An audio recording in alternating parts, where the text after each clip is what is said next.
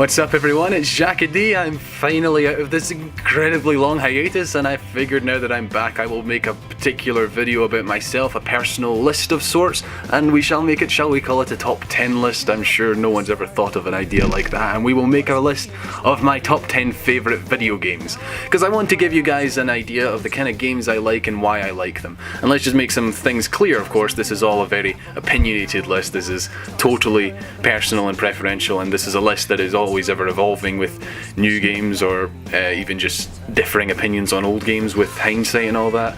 Some of these games I've only even played once or something, so there are a couple of games on this list that I haven't played in a very long time, years even. But when I thought about it and I put this list together, this is the list of 10 games that really stood out to me and are some of my personal favourites, and I love to, if I had the time, go back and revisit. Unfortunately there's a lot of new games always on the horizon and what I want to check out, so I'm sure you all know how it is if you play video games. It's not the easiest medium to keep up with money and financial and time wise, so you know. Let's just talk about the 10 games that I really love and really like, and I like them for different reasons, so just bear that in mind. I'm also going to pick only one game per series. These are like also kind of my 10 favourite series, not exactly, but well, let's just get on with the list.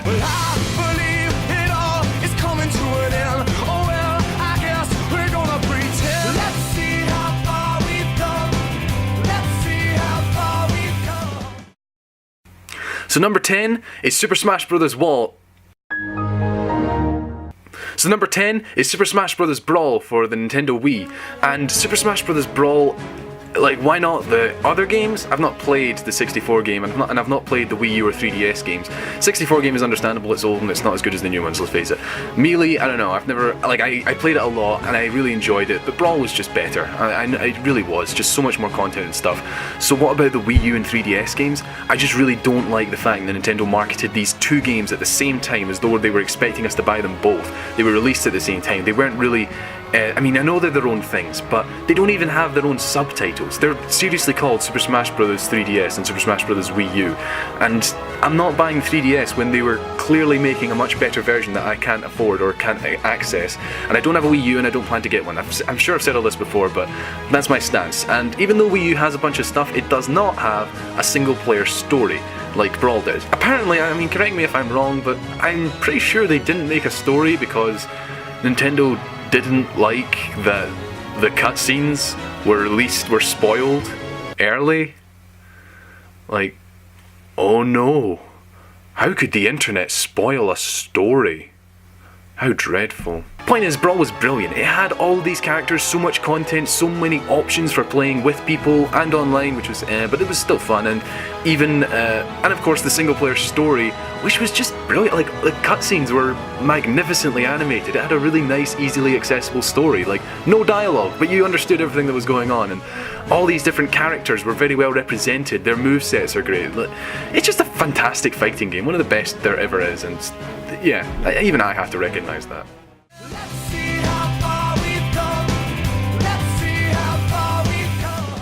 Number 9. This is going to be a divisive one. I mean, it's a Sonic game, so the Sonic fan base is not easily pleased, and it's very easily unpleased, so...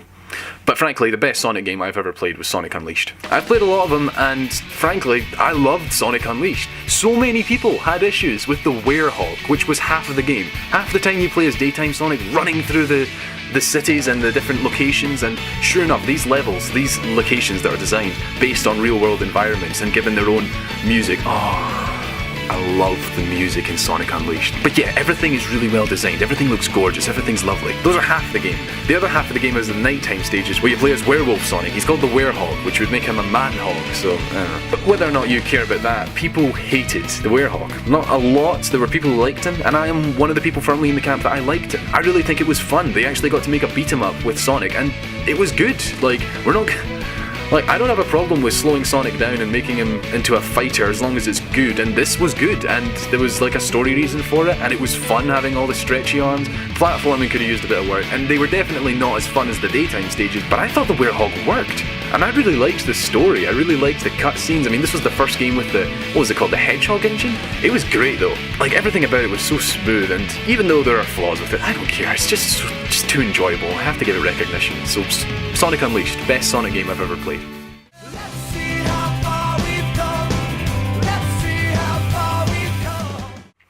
The next one is a Ratchet & Clank game. I'm so sad that Jack and Daxter didn't make this list and Ratchet & Clank did, but all the same, Ratchet & Clank, a cracking time. Of all the PS2 Ratchet & Clank games, I've only played the original, the first one. I will play the sequels at some point, I'm sure, but when I got the PS3, I did get the PS3 Ratchet & Clank games because I wanted to get into the series with them, and sure enough I did. It's so easy to get into them with the future games. Tools of Destruction was a pack of fun, Quest for Booty was short, but it was alright, and then came cracking time, and it's just the best. It has a great story, phenomenal character development in each of these people, and lots of good humour, lots of great gameplay variation. The Ratchet & Clank gameplay is as good as it has ever been. The hover boots are so awesome. I actually really like the fact that this is a Ratchet & Clank game where Ratchet and Clank are separated and trying to find their way back to each other. I really enjoy this. It's just a great game, and I have revisited it a couple of times just because I love it that much. I kind of wish I could play Tools of Destruction again. I miss that one a bit, but a cracking time, one of the best, and it was definitely the peak of the series before every other game after that went downhill. Let's hope the reboot picks things up, because I was very disappointed with what they did after this. I think the ending to this game was not only a great ending to the trilogy that it had going, but also kind of a good ending for the series as a whole. At the very least, it left the future open with a lot of possibilities. And the possibilities they went with? Well, that's a topic for another video or something.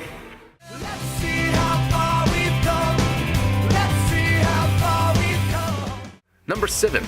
Metal Gear Rising: Revengeance. Not a lot of people are a big fan of Raiden, the character in the Metal Gear games, but I like that guy. I like that guy. Voiced by the ever good Quentin Flynn, and stuff it. Okay, look, the story's great. I like the characters and everything, and it's good, and I wish there'd been more to it than what we got, to be honest, but let's face it.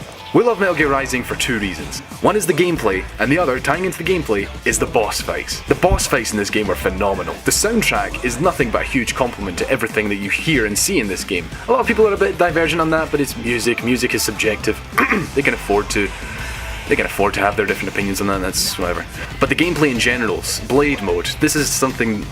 Blade Mode. Gore isn't even really my thing, but the psychology of this story, the very development of Raiden as a character, and the way it all goes into interesting places, and there are like a few questions answered, but you don't quite have a definite answer on what the right thing to do in some of these situations is, and yet Raiden just keeps working. I love Raiden, he's a great main character, and like, this game is just fun to play. Frankly, that's the biggest reason this game is on this list. It's just fun to play. One of the best hack and slashes I've ever played. One of them. We will get to those.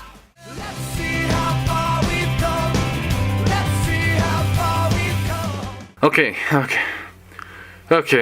I'm kind of cheating here. I did just say Metal Gear Rising. Number 6 is a Metal Gear Solid game, and well, when you're asked someone for their favourite Metal Gear Solid game, they'll give you one of 3 answers usually, or have done in the past. They'll either say the original Metal Gear Solid 4, or Metal Gear Solid 3. With the release of the Phantom Pain, I'm sure there's probably a lot of people who will now say that one. I've not actually played that one yet, but I've heard it's good. Well, at least I've heard divisive things about it, but there are people who like it. There are people who love it, in fact. So, yeah, one of those games is probably going to be your favourite. So what is my favourite game in the Metal Gear Solid series? None of those. I better get some flame shields installed because I'm not going to get a lot of love for this particular choice, but my favourite Metal Gear Solid game was Metal Gear Solid 2, Sons of Liberty. Frankly, the nonsensical story of Metal Gear Solid is kind of owned in this one, and it just runs with everything it has in mind, and it's absolutely off the walls ballistic. And okay, maybe it doesn't have the memorable boss fights of Metal Gear Solid, maybe it doesn't have the dramatic, emotionally wrenching story moments from Metal Gear Solid 4, maybe it doesn't have the ladder scene from Metal Gear Solid 3, but oh my gosh, this game did what practically no other video game has ever done to me until, well, a couple of episodic games that I've played recently actually, but not even to the extent of this game. I've played Until Dawn recently, and even it did not scare me as much as Metal Gear Solid 2 did. And it did not just scare me, it completely freaked me out. It freaked me inside out. It was just bizarre and weird for the last third of the game, and for that reason alone I am giving this game so much recognition, even if I absolutely hate Rose in this game. Oh my gosh, the amount of cliches you had to put up with in every conversation with her. What were Konami thinking? I don't know, but it was it's actually a pretty good game, and I actually really enjoy the story of it, and I like the direction they took with Raiden. A lot of people hate Raiden this game. I'm not one of those guys. I think it was good. I understand where they were going with it, and I like it.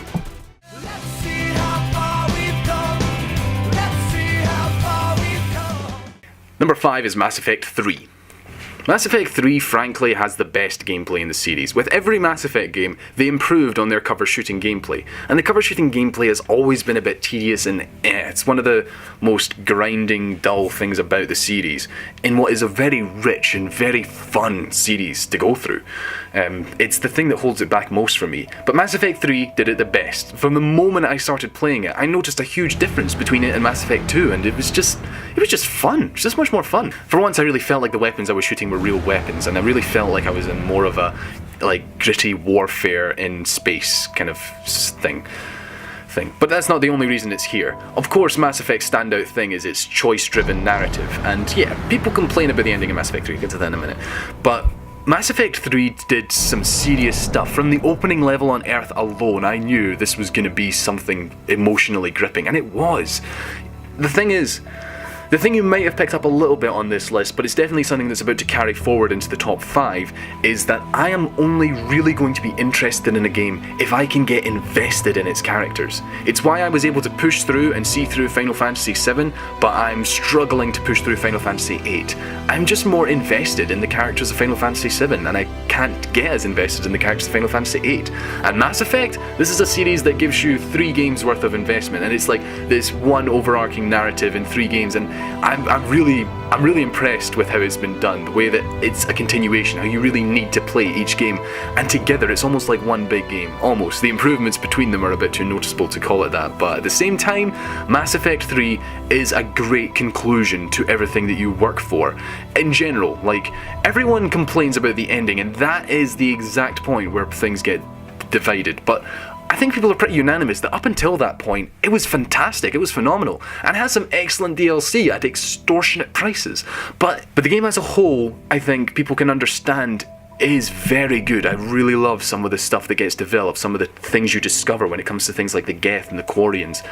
Things get intense and very personal in Mass Effect 3, and there are just so many ways that this story can go based on what you've done before. The only issue is that everything then sort of rounds up to this one point for the ending, where you're just basically told, do this, that, or that. But I think it's fine, to be honest. The fact is, the choices you have at the end are actually kind of limited, depending on how well you've done throughout helping the universe and the galaxy and build it up towards the end, and you actually have to make sure that you make the right choices to a certain extent in order for your decision to effectively help the galaxy. So if you look into it in the wiki on how your choices are affected or something, you'll understand that there is a bit writing on this, and people still complain that there should definitely have been more division. There should definitely have been more payoff for the way things worked out. I just disagree with that, and that's fine. I understand where people are coming from, but anyway, that's my controversial opinions of Mass Effect 3, and that's why it's my 5th favourite game on this list.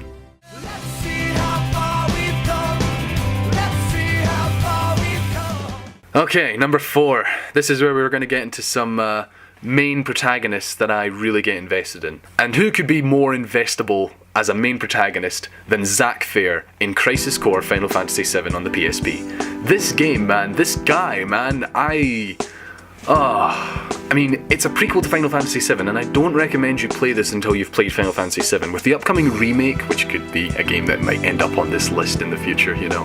With the upcoming remake, you'll get a chance to revisit the Final Fantasy VII story, and while you could play this beforehand, I feel like that will kind of ruin the story of Final Fantasy VII in some areas, but at the same time, it can be very interesting. I can't tell whether it would be better or not to play through this game knowing how things are going to end, which you will know how things are going to end if you play Final Fantasy VII, being that it's a prequel and all that.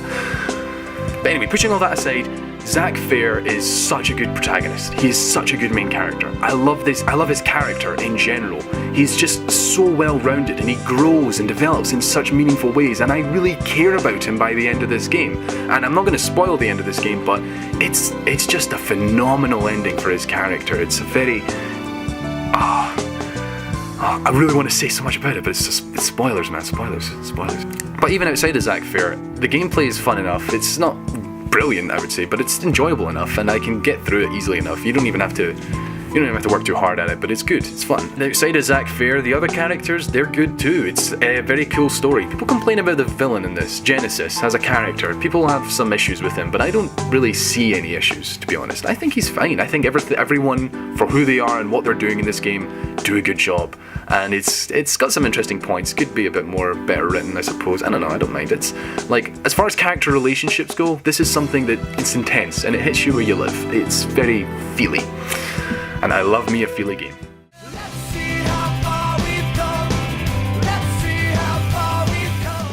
Number 3 is similar to the last game. One thing I absolutely adore in a character, in a main character, is character development. And no one, I think, has ever done that better as a main character than Neku Sakuraba in The World Ends With You. If you've not played this, I seriously recommend this game. It's on the DS, so if you have a 3DS and you've never, you can pick this up and play it. And I can't recommend it enough. It's just such a good game. I would honestly call this a very perfect, well-rounded game. Unlike Crisis Core, it actually has this really neat gameplay that just... you play as 2 characters at once in a game that's learning about how to bond with a partner and work with a partner, featuring a main character who is a loner and hates working with people and wants to be alone all the time. Thematically, how much better can you get than that? I absolutely adore this game. The characters are so great. On the surface, they kind of also look kind of stereotypical and cliche, but then you get into their psyche, you get to know them, you get to understand them, just as Neku does. And Neku starts to expand his world, because your world ends with you. And frankly, it's just everything from the themes to the messages to the characters to the gameplay. It's just brilliant. And the fact that there's so many things to unlock, it's one of the best RPGs I have ever played. One of the best games I've ever played, hands down. I don't think this game is ever going to leave this list, and is definitely never going to leave top 5 spot, because this game is downright near perfect. So what could be better than that game?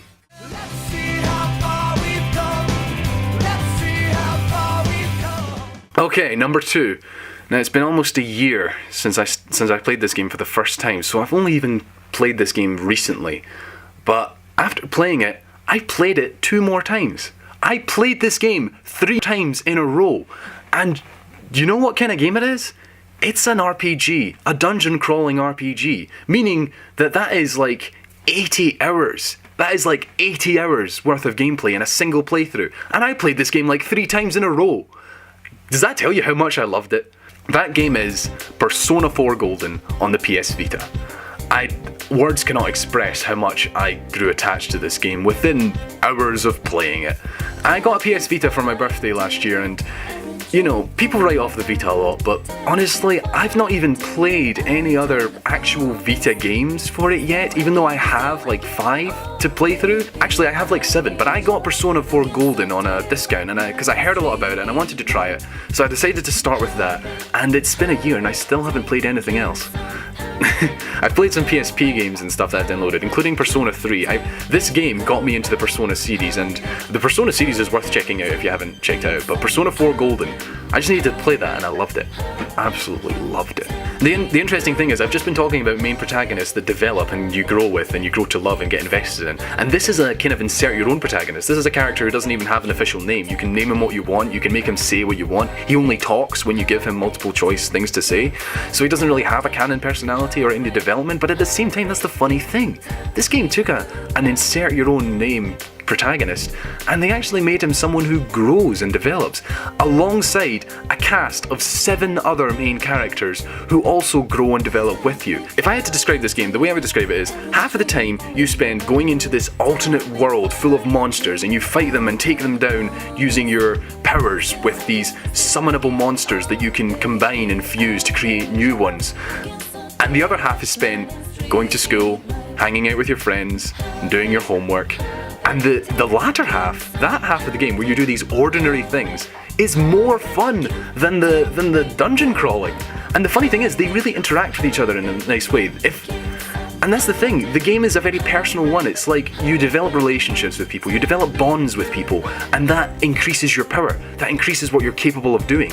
And once again, this is a game that has fantastic themes, on top of excellent writing, phenomenal voice acting. We got Troy Baker as one of the characters here, and yes, this is a remake of Persona 4 on the PS2. The Persona 4 Golden game on the PS Vita, it improves it in a lot of ways, and if you've never played it at all, this is the game to play. I really hope that it's remade on the PS4 or something, because more people need to play this. It is just such a good game. The additional content in comparison isn't too much, but you do get another character called Marie and 2 new social links and a bunch of bonus scenes, and frankly I love them because every second I get to spend with these characters hanging out. I was depressed within a couple of days of playing this game because I realised that this main character, he's only going to be with these friends for so long because he's supposed to only be staying in this town for a year. So at the end of the game he's inevitably going to have to say goodbye to them, and I was so worried thinking about that.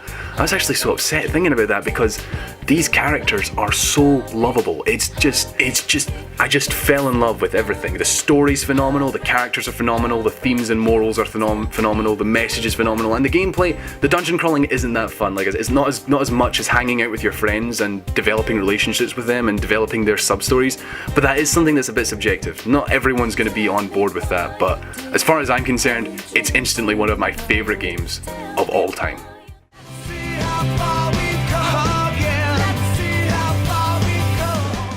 So, I guess the question is, which Kingdom Hearts game did I put at number 1? You know what it was. Please, tell me you know what it was. It was Kingdom Hearts 2 Final Mix. This game, I don't even know what to say. This game, after talking so much about video games, I don't even know what to say about it. It's just so perfect for me. Actually, no, you know what? It's not perfect. That's the funny thing. I would say a game like The World Ends With You is perfect, but Kingdom Hearts 2, or Kingdom Hearts 2 Final Mix, whatever you prefer, they have their flaws. Kingdom Hearts 2 has its flaws, but I love it. I love it despite those flaws, and I'm not putting these games up here because of their quality. I'm putting them up here because of how much I love them. And to be honest, in comparison to other games that I've already mentioned, it's actually hard to justify when it comes to quality. I don't think this game has the same level of, like, perfect storytelling that Persona 4 Golden does. I don't think this game has, like, as excellent designed boss fight. No, actually that is one of the best things about it.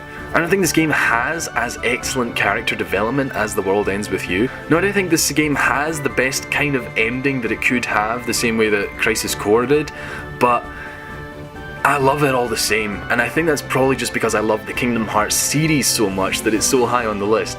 I will fully admit that some of the games I've mentioned, including those particular 3 below this one, this game probably isn't the best game on the list.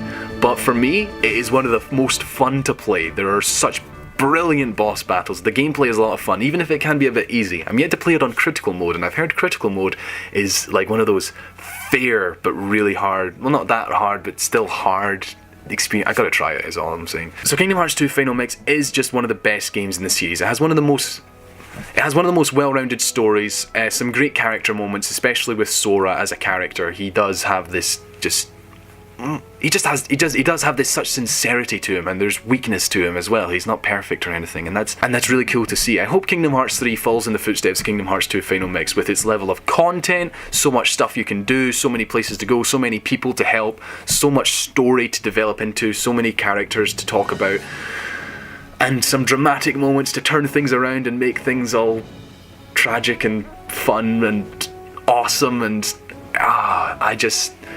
what can I say? I love it, I enjoy it, and I forgive it for its flaws because I like it that much, and I just think compared to the writing of Birth by Sleep or the gameplay of 358 over 2 days, and I think other games in the Kingdom Hearts series have their strengths over this one, but this one just is the best all-around Kingdom Hearts game in terms of overall quality and just enjoyability, fun, and it's not perfect, but I love it. And I think when something's at the top of a top 10 list, that's all we can really say, and well, I guess I don't really have much else to add.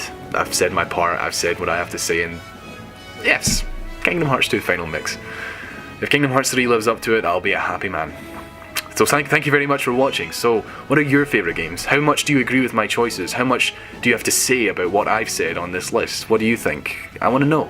I want to talk, because I like to do that on YouTube, because I don't really have much better to do with my time. Actually I do, but I try to find ways to avoid it. So help me procrastinate and tell me what you thought of these choices. Thank you for watching, and I'll see you next time. It's so good to be back.